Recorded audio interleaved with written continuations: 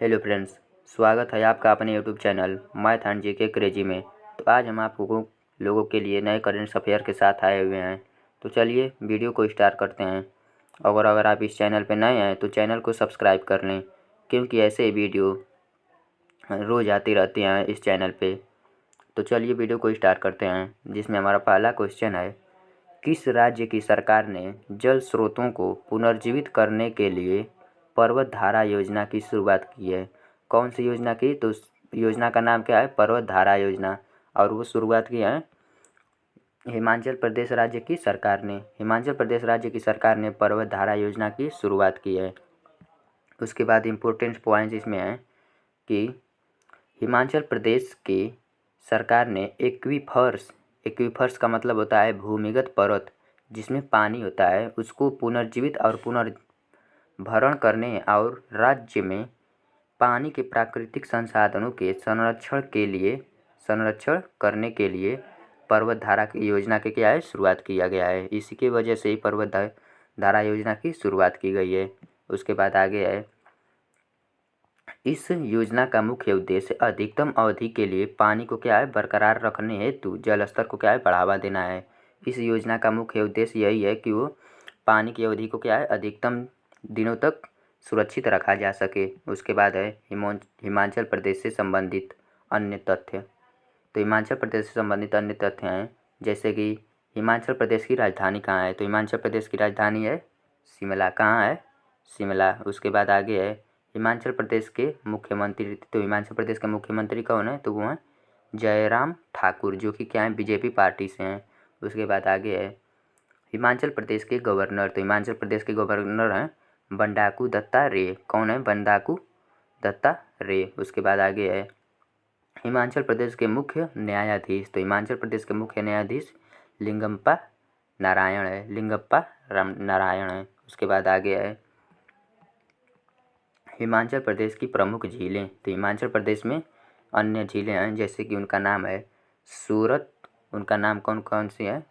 उनका नाम है सूरज ताल झील। कौन? पहला है सूरज ताल झील, दूसरा है नाको झील। कौन सा झील? नाको झील। उसके बाद है रेणुका झील। उसके बाद है चंद्र ताल झील, खजियाल झील, मछियाल झील, भृगु झील।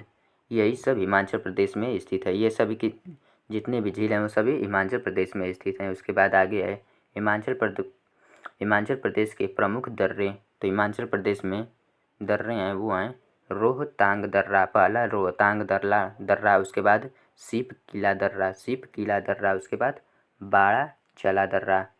उसमें अन्य दर्रे हैं। उसके बाद आगे है हिमाचल प्रदेश की लोकसभा सीट। तो हिमाचल प्रदेश में 4 सीटें हैं और 3 विधानसभा हैं और 3 राज्यसभा हैं और विधानसभा सीट हैं वो हैं 68। विधानसभा की सीट क्या है? 68 है। उसके बाद आगे है, जैसे कि इसमें एक बार और देख लीजिए आप लोग, हिमाचल प्रदेश की लोकसभा सीट। तो हिमाचल प्रदेश में 4 लोकसभा सीट है, 3 राज्यसभा है। 4 लोकसभा सीट, 3 राज्यसभा सीट और 68 क्या हैं? विधानसभा सीट हैं। 68 विधानसभा सीट हैं। उसके बाद आगे है पॉइंट में, हिमाचल प्रदेश के राजकीय पशु हिम तेंदुआ। हिमाचल प्रदेश के राजकीय पशु हिम तेंदुआ हैं। क्या है? हिम तेंदुआ। राजकीय पशु क्या है? हिम तेंदुआ। और राजकीय पक्षी का नाम है जुराना और राजकीय वृक्ष का नाम है देवदार। उसके बाद आगे है हिमाचल प्रदेश के 4 पड़ोसी राज्य। तो हिमाचल प्रदेश में 4 पड़ोसी राज्य हैं। कौन कौन से हैं? जिसमें पहला आता है पंजाब, हरियाणा, उत्तराखंड, उत्तर प्रदेश। ये सभी 4 पड़ोसी राज्य हैं हिमाचल प्रदेश के। उसके बाद आगे है हिमाचल प्रदेश के लोक नृत्य। तो हिमाचल प्रदेश में दो लोक नृत्य हैं। पहला है छपेली और दूसरा है तंडा नाव। पहला छपेली और दूसरा तंडा नाव। उसके बाद हमारा अगला क्वेश्चन है, नेक्स्ट क्वेश्चन दूसरा, जो कि है यूनेस्को गुइलेर्मो कैनो विश्व प्रेस स्वतंत्रता पुरस्कार 2021 से किसे सम्मानित किया गया है? तो वो हैं मारिया रेसा। कौन है? मारिया रेसा। मारिया रेसा से संबंधित कुछ अन्य तथ्य, तो वो है हर साल अंतर्राष्ट्रीय पत्रकारिता स्वतंत्रता दिवस के अवसर पर 3 मई को यूनेस्को द्वारा 3 मई को यूनेस्को द्वारा गिलेर्मो कानो को वर्ल्ड प्रेस फ्रीडम प्राइज दिया जाता है, जिसकी शुरुआत कब से की गई है, तो वो है 1997 ईस्वी से, जिसकी शुरुआत 1997 ईस्वी से की गई है। उसके बाद आगे है, इस पुरस्कार का नाम क्या है, तो इस पुरस्कार का नाम कोलंबियाई पत्रकार गुइलेर्मो कैनो इसाजा के नाम पर रखा गया है। ये किसके नाम पर रखा गया है, तो वो है कोलंबियाई पत्रकार गुइलेर्मो कैनो इसाजा के नाम पर रखा गया है, इन्हीं के नाम पर ये रखा गया है। उसके बाद आगे है, मारिया रेसा को यह पुरस्कार प्रेस की स्वतंत्रता के लिए उनके द्वारा उल्लेखनीय कार्य और योगदान के लिए दिया गया है। मारिया रेसा को यह पुरस्कार किसके द्वारा ये क्यों दिया गया है, तो वो है प्रेस की स्वतंत्रता के लिए उनके द्वारा उल्लेखनीय कार्य और योगदान के लिए दिया गया है। उसके बाद आ गया है यूनेस्को से संबंधित कुछ अन्य तथ्य। तो यूनेस्को का, जैसे कि यूनेस्को का फुल फॉर्म, तो यूनेस्को का फुल फॉर्म हो जाएगा यूनाइटेड नेशंस। पहला है क्या, यू से यूनाइटेड, एन से नेशंस, ई से एजुकेशनल, एस से साइंटिफिक और एंड कल्चरल ऑर्गेनाइजेशन। उसके बाद आगे है, इसको अगर आप चाहें तो यूनेस्को का फुल फॉर्म को नोट कर सकते हैं। उसके बाद आगे है, संयुक्त राष्ट्र शैक्षिक वैज्ञानिक एवं सांस्कृतिक गठन। इसमें क्या है, इसका नाम है, इसका जैसे कि ये इंग्लिश में नाम है, जैसे कि ये यूनेस्को का इंग्लिश में नाम है और ये है यूनेस्को का हिंदी में नाम। इसका नाम क्या है, संयुक्त राष्ट्र शैक्षिक वैज्ञानिक एवं सांस्कृतिक संगठन। उसके बाद आगे है, यूनेस्को की, जैसे कि यूनेस्को की स्थापना कब हुई, तो यूनेस्को की स्थापना हुई 16 नवंबर 1945 को। उसका मुख्यालय कहाँ है, तो वो है पेरिस, मतलब फ्रांस में, और उसके अध्यक्ष कौन है, तो वो हैं आंद्रे अजोले उसके अध्यक्ष हैं। उसके बाद आगे हमारा तीसरा क्वेश्चन है, वैज्ञानिकों ने हाल ही में यूरेनियम का सबसे हल्का रूप कौन सा बनाया है, तो उसका नाम है यूरेनियम 214, यूरेनियम 214। उससे इम्पोर्टेंट पॉइंट है इसमें, वैज्ञानिकों ने हाल ही में यूरेनियम का सबसे हल्का रूप बनाया है, इसे यूरेनियम 214 मतलब यूरेनियम 214 कहा जाता है, उसका नाम है। उसके बाद यूरेनियम से संबंधित कुछ अन्य तथ्य, जैसे कि यूरेनियम चमकदार श्वेत रंग का धातु होता है। यूरेनियम कैसा होता है, चमकदार होता है और श्वेत रंग का धातु होता है। इसका संकेत, तो यूरेनियम का संकेत होता है यू, यूरेनियम का संकेत यू होता है। और यूरेनियम का, उसके बाद अगला है, परमाणु संख्या कितना होता है, 92। यूरेनियम का परमाणु संख्या 92 होता है और परमाणु भार 238। परमाणु संख्या जो होता है 292 और परमाणु भार कितना होता है, 238 यूरेनियम का। उसके बाद आगे है, नाभिकीय विखंडन प्रक्रिया और एटम बम में यूरेनियम का इस्तेमाल किया जाता है। यूरेनियम, जैसे कि अगर पूछ दिया आपसे कि यूरेनियम का इस्तेमाल कहाँ किया जाता है, तो वो किया जाता है नाभिकीय विखंडन प्रक्रिया और एटम बम में बनाने में यूरेनियम का इस्तेमाल किया जाता है। अब यूरेनियम से संबंधित अन्य तथ्य और हैं, जैसे कि हालांकि हाल ही में पाया गया यूरेनियम 214 अन्य सामान्य यूरेनियम समस्थानिकों की तुलना में बहुत हल्का है यह, इसका वजन बहुत ही हल्का है। इसमें यूरेनियम 335 भी शामिल है। उसके बाद नेक्स्ट है, यूरेनियम 335 सबसे अधिक इस्तेमाल होने वाला आइसोटोप है। यूरेनियम का है, यूरेनियम 235 जो है वो सबसे अधिक इस्तेमाल होने वाला क्या है, आइसोटोप है। इसमें 51 अतिरिक्त न्यूट्रॉन होते हैं। इसमें क्या होते हैं, 51 अतिरिक्त न्यूट्रॉन होते हैं, अतिरिक्त मतलब एक्स्ट्रा होते हैं इसमें। उसके बाद आगे है नेक्स्ट क्वेश्चन, चौथा है कि भारतीय सेना ने किस राज्य में पहला green solar energy harnessing plant की शुरुआत किया है। तो वो कौन सा राज्य है? तो वो है सिक्किम राज्य। कौन सा राज्य? सिक्किम राज्य। उसके बाद नेक्स्ट हमारा क्वेश्चन है सौर ऊर्जा से संबंधित कुछ तथ्य। सौर ऊर्जा से संबंधित कुछ अन्य तथ्य। तो जिसमें क्या है, सौर ऊर्जा वह ऊर्जा है जो सीधे सूर्य से प्राप्त की जाती है। सौर ऊर्जा क्या है? वह ऊर्जा है जो कि सीधे सूर्य से प्राप्त की जाती है। किससे?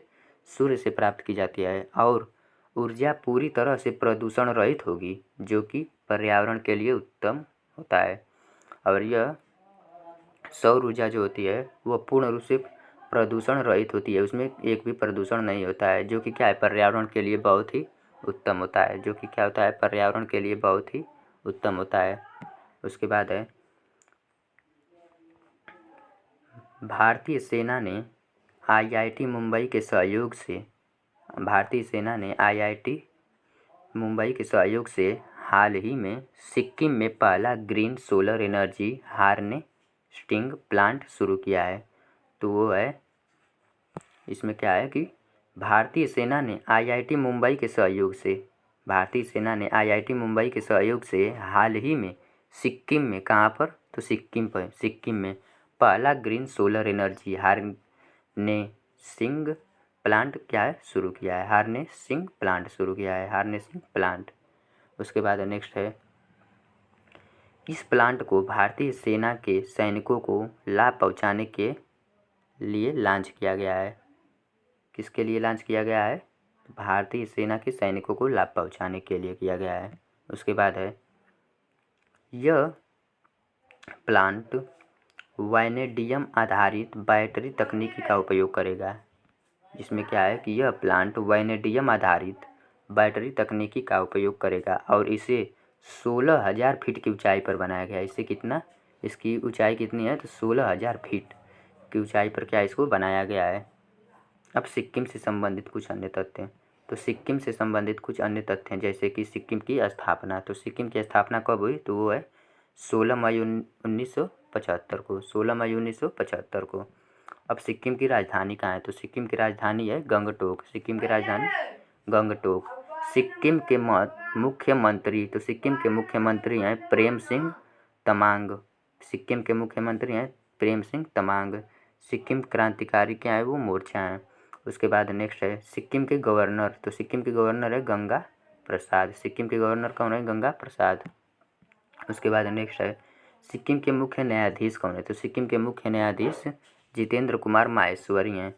और सिक्किम के 3 पड़ोसी देश। तो सिक्किम के 3 पड़ोसी देश हैं, पहला है भूटान, दूसरा है चीन, तीसरा है नेपाल। पहला भूटान, चीन और नेपाल। सिक्किम का एक पड़ोसी राज्य है। सिक्किम के जैसे कि 3 पड़ोसी देश हैं भूटान, चीन और नेपाल। और सिक्किम का एक पड़ोसी राज्य है, तो वो है बांग्लादेश। कौन सा है वो? बांग्लादेश है। उसके बाद सिक्किम की लोकसभा सीट। तो सिक्किम की लोकसभा सीट 1 है और राज्यसभा सीट भी 1 ही है। और विधानसभा सीट क्या है? 32 है। जैसे कि सिक्किम की लोकसभा सीट 1, राज्यसभा सीट भी 1 है और विधानसभा सीट कितना है? 32 है। उसकी संख्या कितनी है? 32 है। किस राज्य की सीमा 3 देशों जैसे कि नेपाल, भूटान और चीन से लगती हैं? तो वो कौन सा देश है? कौन सा राज्य है? वो सिक्किम राज्य है। कौन सा राज्य है? सिक्किम राज्य। जैसे कि अभी यहाँ पे हम लोगों ने पढ़ा है कि सिक्किम के 3 पड़ोसी देश। तो सिक्किम के 3 पड़ोसी देश कौन कौन से थे? भूटान, चीन और नेपाल थे। तो उसी से संबंधित ये भी प्रश्न है, क्वेश्चन है कि किस राज्य की सीमा 3 देशों नेपाल, भूटान और चीन से लगती है? तो वो है सिक्किम राज्य। कौन सा राज्य? सिक्किम राज्य।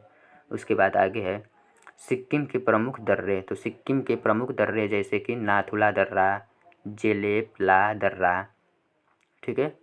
उसके बाद आगे है कंचनजंगा पर्वत किस राज्य में स्थित है? तो वो है सिक्किम राज्य में। क्या है वो? कंचनजंगा पर्वत। उसके बाद आगे है सिक्किम के प्रमुख उद्यान। तो सिक्किम के प्रमुख उद्यान का नाम क्या है? तो वो है कंचनजंगा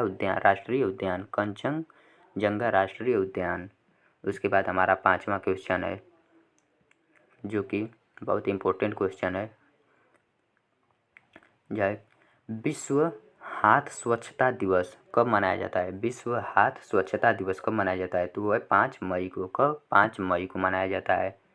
अब उससे संबंधित कुछ अन्य तथ्य जैसे कि वहाँ पहला दिया है उद्देश्य। यह दिवस लोगों को हाथों को स्वच्छ रखने के बारे में जागरूक करने हेतु विश्व स्वास्थ्य संगठन की पहल की ये क्या? एक पहल है। यह एक पहल है। इस और उसके बाद आगे है,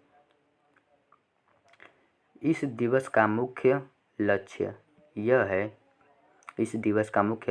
है कि हाथ धोना सबसे प्रभावी कार्यों में से एक है जो कि आपको रोगजनकों को विशेष रूप से कोविड-19 के संक्रमण को कम करने और उसे रोकने में क्या करता है? ये मदद कर सकता है। हाथ धोने से हमें क्या है? कोविड-19 के संक्रमण को कम करने में मदद हो सकती है। उसके बाद आगे है विश्व हाथ स्वच्छता दिवस 2021 की थीम। तो उसे कहा जाता है विश्व हाथ स्वच्छता दिवस 2021 की थीम। तो वो क्या है? Second save lives clean your hand. क्या है वो? Second save lives clean your hands. मतलब कि हमारे जीवन का दूसरा जो कि हमारे जीवन को दूसरे रूप से कौन बचा सकता है? तो वो है क्लीन योर हैंड्स। अपने हाथ को धो लीजिए और अपना जीवन बचाइए। उसके बाद है अप्रैल महत्वपूर्ण महीने के 10 महत्वपूर्ण दिवस। अप्रैल महीने के, तो जैसे कि अप्रैल में क्या क्या होता है? तो जिसमें पहला है हमारा विश्व ऑटिज्म जागरूकता दिवस। कब मनाया जाता है? तो 2 अप्रैल को। विश्व ऑटिज्म जागरूकता दिवस कब मनाया जाता है? 2 अप्रैल को। उसके बाद आगे है थीम कार्यस्थल में शामिल करना। महामारी के बाद की दुनिया में चुनौतियां और अवसर। क्या है वो? अवसर। उसके बाद आगे है अंतर्राष्ट्रीय बाल पुस्तक दिवस। वो कब मनाया जाता है? तो वो भी क्या है? 2 अप्रैल को ही मनाया जाता है। थीम इसका थीम क्या है? The music of world. इसका थीम है द म्यूजिक ऑफ वर्ल्ड। उसके बाद आगे है अंतर्राष्ट्रीय खाद्यान्न जागरूकता दिवस। वो कब मनाया जाता है? तो वो है 4 अप्रैल को। कब? 4 अप्रैल को अंतर्राष्ट्रीय खाद्यान्न दिवस मनाया जाता है। इसका थीम क्या है? दृढ़ता भागीदारी प्रगति। इसका थीम क्या है? दृढ़ता भागीदारी और प्रगति। उसके बाद नेक्स्ट है राष्ट्रीय समुद्री दिवस। तो राष्ट्रीय समुद्री दिवस कब मनाया जाता है? तो वो है 5 अप्रैल को। राष्ट्रीय समुद्री दिवस 5 अप्रैल को मनाया जाता है। उसके बाद नेक्स्ट है अंतर्राष्ट्रीय अंतरात्मा दिवस। वो कब मनाया जाता है? तो वो भी क्या है? 5 अप्रैल को ही है। तो 5 अप्रैल को राष्ट्रीय समुद्री दिवस और अंतर्राष्ट्रीय अंतरात्मा दिवस मनाया जाता है। और इसका थीम क्या है? तो इसका थीम है प्रेम और विवेक के साथ शांति की संस्कृति को बढ़ावा देना। इसका थीम है। उसके बाद नेक्स्ट है विश्व होम्योपैथिक दिवस कब मनाया जाता है? तो विश्व होम्योपैथिक दिवस 10 अप्रैल को मनाया जाता है। और इसका थीम क्या है? जैसे कि होम्योपैथिक से क्या होता है? एकीकृत चिकित्सा के लिए रूट मैप होता है। ठीक है। उसके बाद नेक्स्ट है विश्व पार्किंसन दिवस। विश्व पार्किंसन दिवस कब मनाया जाता है? तो वो है 11 अप्रैल को मनाया जाता है। और इसका थीम क्या है? तो इसका थीम है मूविंग फॉरवर्ड थ्रू स्ट्रेंथ। इसका थीम है मूविंग फॉरवर्ड थ्रू स्ट्रेंथ। उसके बाद नेक्स्ट इसी में अभी है मानव अंतरिक्ष उड़ान का अंतर्राष्ट्रीय दिवस। मानव अंतरिक्ष उड़ान का अंतर्राष्ट्रीय दिवस कब मनाया जाता है? तो वो है 12 अप्रैल को। कब? 12 अप्रैल को। उसके बाद आगे है राष्ट्रीय सुरक्षित मातृत्व दिवस। वो कब मनाया जाता है? तो वह 11 अप्रैल को। 11 अप्रैल को राष्ट्रीय सुरक्षित मातृत्व दिवस मनाया जाता है। उसके बाद आगे है और इसका थीम है stay at home during corona virus. Stay at home during corona virus keep mother and new born safe from corona virus. तो इसका अर्थ ये होगा कि जैसे कि stay at home during corona virus, मतलब कि कोरोना वायरस के दौरान आप घर पे ही रहिए, सेफ रहिए। और उसके बाद है keep mother and new born safe from corona virus. तो उसके बाद मतलब इसका मतलब ये है कि कीप मदर मतलब अपने मम्मी को और न्यू बार्न और नए बेबी को सेफ रखिए कोरोना वायरस से। उसके बाद नेक्स्ट है विश्व कला दिवस। तो विश्व कला दिवस कब मनाया जाता है? तो विश्व कला दिवस 15 अप्रैल को मनाया जाता है। कब? 15 अप्रैल को। उसके बाद नेक्स्ट हमारा छठा क्वेश्चन है, Kotak Mahindra life insurance company के नए प्रबंधन निदेशक मतलब एमडी कौन बने हैं? कोटक महिंद्रा लाइफ इंश्योरेंस के नए एमडी कौन बने हैं? तो वो हैं महेश बालासुब्रमण्यम। महेश बालासुब्रमण्यम। अब इससे कोटक महिंद्रा से लाइफ से संबंधित, कोटक महिंद्रा लाइफ इंश्योरेंस से संबंधित अन्य तथ्य जिसमें कि है कोटक लाइफ इंश्योरेंस भारत की क्या है? वो प्राइवेट कंपनी है। कोटक लाइफ इंश्योरेंस भारत की एक प्राइवेट कंपनी है और इसकी स्थापना 2001 ईस्वी में की गई है। कोटक महिंद्रा लाइफ इंश्योरेंस की स्थापना 2001 ईस्वी में की गई है। उसके बाद आगे है मुख्यालय। तो मुख्यालय इसका कहाँ है? मुंबई यानी महाराष्ट्र में है। और इसके अध्यक्ष कौन है? तो वो हैं उदय कोटक इसके अध्यक्ष हैं। और इसके एमडी हैं तो महेश बालासुब्रमण्यम इसके एमडी हैं। उसके बाद नेक्स्ट है parent organisation Kotak Mahindra Bank. जैसे किसका है पेरेंट्स ऑर्गेनाइजेशन होता है वो इसका क्या है? कोटक महिंद्रा बैंक। कोटक महिंद्रा बैंक। उसके बाद हमारा नेक्स्ट क्वेश्चन है, लेकिन आगे बढ़ने से पहले अगर आप इस चैनल पे नए हैं तो चैनल को सब्सक्राइब कर लें, क्योंकि ऐसे वीडियो रोज़ आती रहती है। इतना मेहनत हम आप लोगों के लिए ही करते हैं, तो प्लीज़ सब्सक्राइब करना न भूलें। तो आगे हमारा क्वेश्चन है, किस संगठन ने मॉडर्ना कोरोना वैक्सीन के आपातकालीन उपयोग को मंजूरी दे दी है? किस संगठन ने मॉडर्ना कोरोना वायरस के आपातकालीन उपयोग को मंजूरी दे दी है? तो वो है विश्व स्वास्थ्य संगठन यानी WHO। कौन सा है वो? WHO। अब इससे संबंधित कुछ अन्य तथ्य जैसे कि कोरोना वायरस के बढ़ते मामलों को देखते हुए अब विश्व स्वास्थ्य संगठन WHO ने अमेरिका की मॉडर्ना वैक्सीन के आपातकालीन इस्तेमाल की मंजूरी दे दी है। मॉडर्ना वैक्सीन के आपातकालीन इस्तेमाल की क्या है? मंजूरी दे दी है। वो क्या है? मंजूरी दे दी है। उसके बाद आगे है, इसके साथ ही WHO में आपातकालीन उपयोग प्राधिकार की मान्यता प्राप्त करने के लिए मॉडर्ना वैक्सीन 1273 मतलब 5वां टीका बन गया है। अब वो क्या है? 5वां टीका बन चुका है। उसके बाद आगे है WHO से संबंधित कुछ अन्य तथ्य जैसे WHO का फुल फॉर्म। तो WHO का फुल फॉर्म होता है वर्ल्ड हेल्थ ऑर्गेनाइजेशन।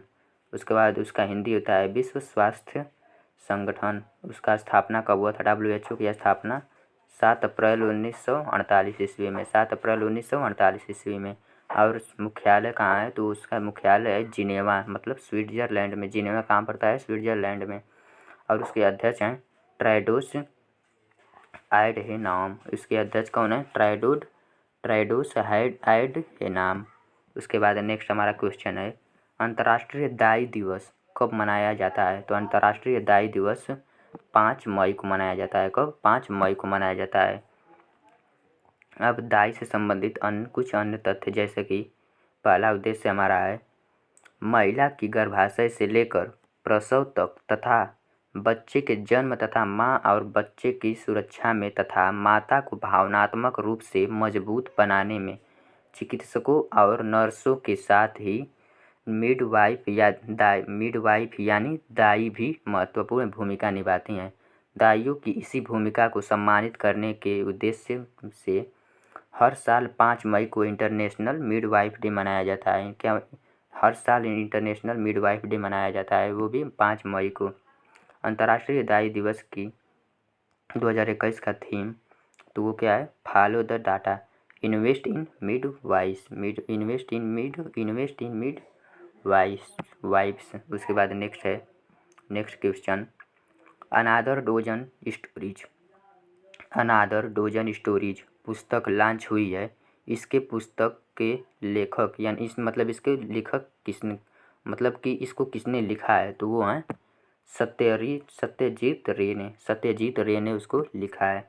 अब जैसे कि आगे है टॉप 5 बुक्स एंड ऑथर। जैसे कि जिसमें पहला है bringing governments and people closer पुस्तक किसने लिखा है? तो वो हैं डॉक्टर एम रामचंद्रन ने। उसके बाद आगे है द लास्ट 4 मिनट्स पुस्तक के लेखक कौन है? तो वो हैं डॉक्टर विश्वरूप। कौन है वो? डॉक्टर विश्वरूप राय चौधरी। उसके बाद नेक्स्ट है लीडरशिप इन अनप्रेसिडेंटेड टाइम्स के पुस्तक के लेखक कौन है? तो वो हैं रितेश विग। कौन है? रितेश विग।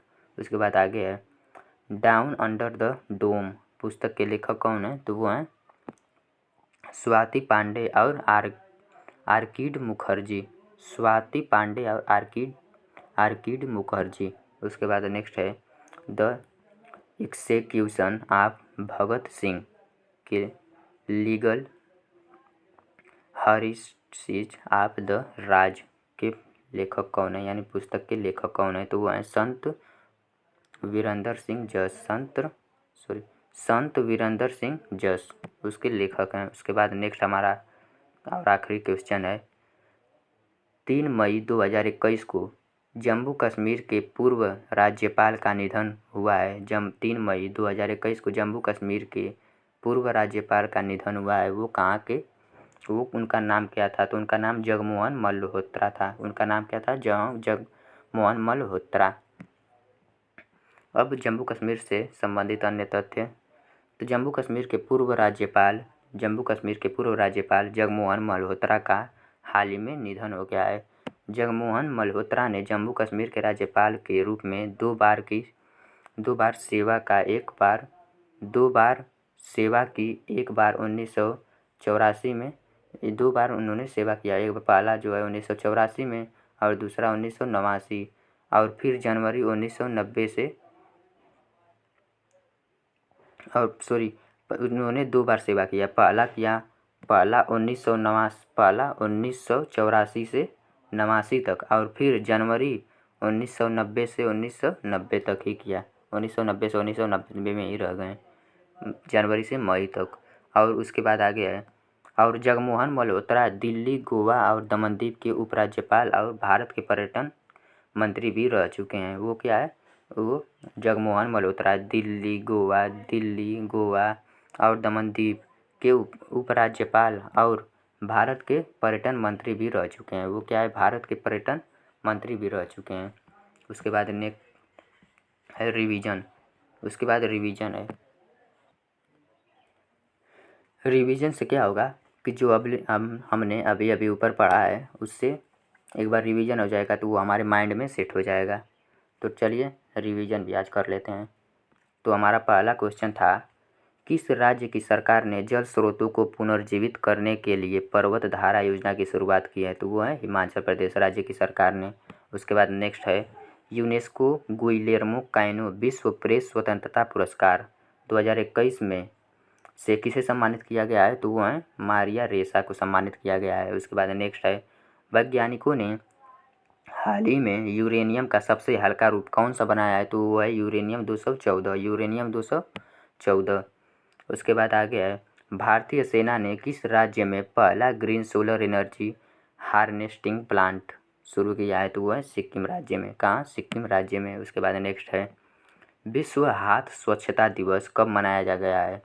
तो वो है 5 मई को विश्व हाथ स्वच्छता दिवस। उसके बाद नेक्स्ट है Kotak Mahindra life insurance company के नए प्रबंधन निदेशक यानी कि एमडी कौन बने हैं? तो वो हैं महेश बाला सुब्रमण्यम।